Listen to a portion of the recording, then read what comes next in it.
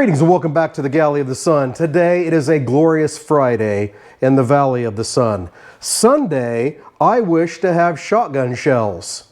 Now, a lot of people have made shotgun shell videos and a lot of people have had comments about how the manicotti doesn't quite get softened up enough.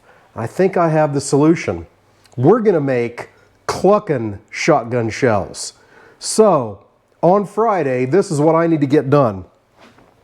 In this measuring cup right here, I have 2 cups of water. I'm going to add a cup of ancho chipotle brine made by Sweetwater Spice Brine Company. They are absolutely incredible. We get ours from All Things Barbecue from Wichita, Kansas, atbbq.com. I love this stuff. So I'm going to add a cup of that to my 2 cups of water. And there we go. It's concentrated. It's very fine. I'm a professional. So that is going to go into a Ziploc bag.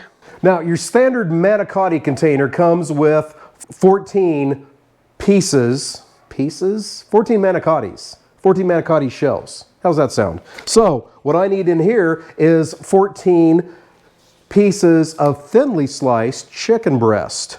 Gonna get that bag sealed up, give it a little shake, make sure we have mixed up our brine well and that the chicken is covered.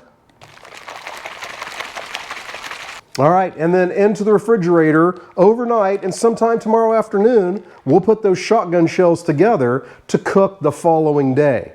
We'll see you then.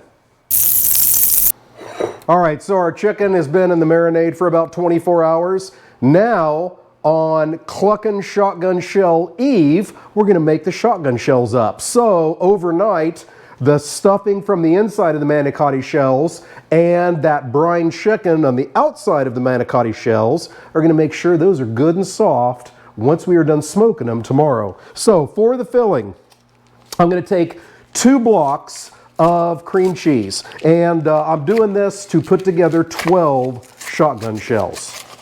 To that cream cheese, I'm adding 1 cup of shredded cheddar, shredded Mexican cheese, whatever the cheese of your preference is, and a 1/4 cup of diced chipotles and adobo. Typically, you would use diced jalapenos, but I love the smoky flavor of chipotles. I'm gonna throw some gloves on, gonna get all that mixed together, and then we'll see you real soon for the next step. Cluckin shotgun shells, 3, 3, 3. Danger, danger.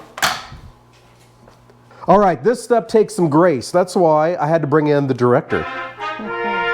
So, get your filling into a, what the hell's that called? Piping bag. A piping bag. Don't put it in a pipe, put it in a piping bag.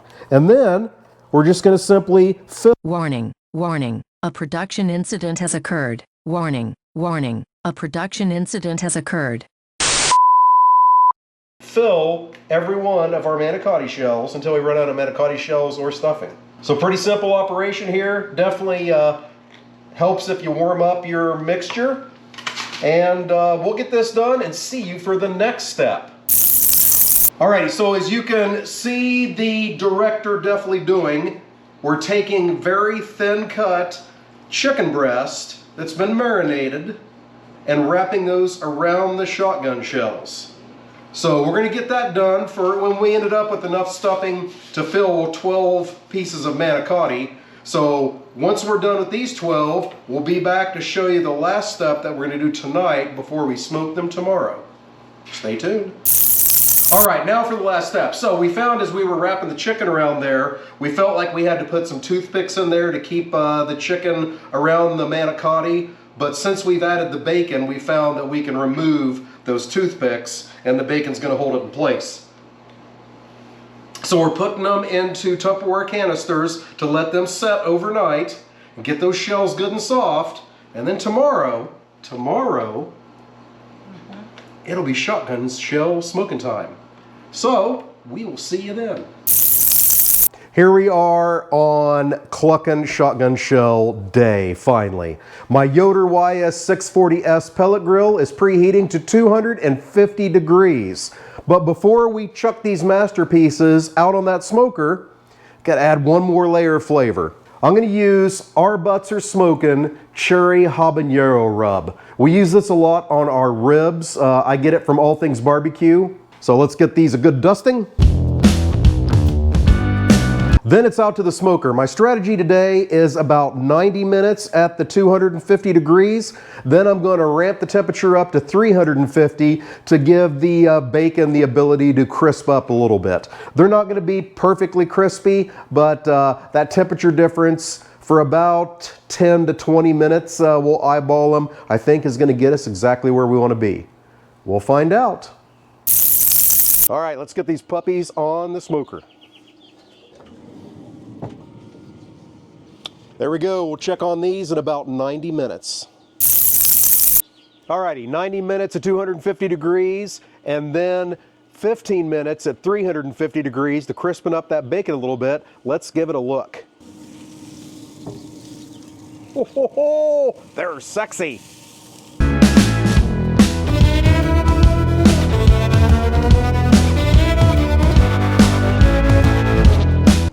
Alrighty, let's get these pulled off now.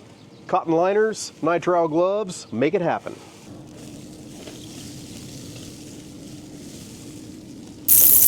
Alrighty, off the smoker, they've rested for a bit. Let's give these a look.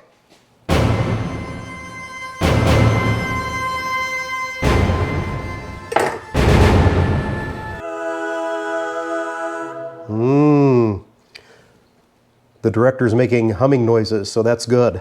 All right, I'm gonna get this cut down a little bit into bite-sized chunks, and we'll get some judgment from the director.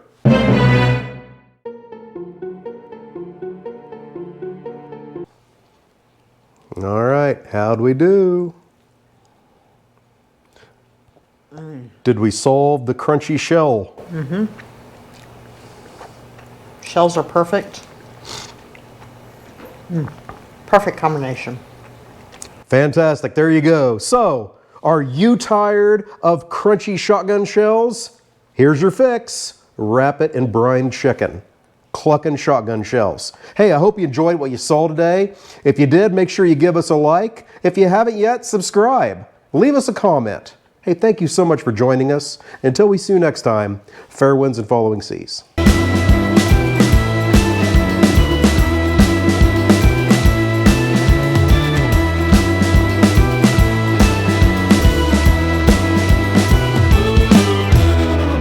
Cluckin shotgun shells, 8. You didn't poop over here again, did you?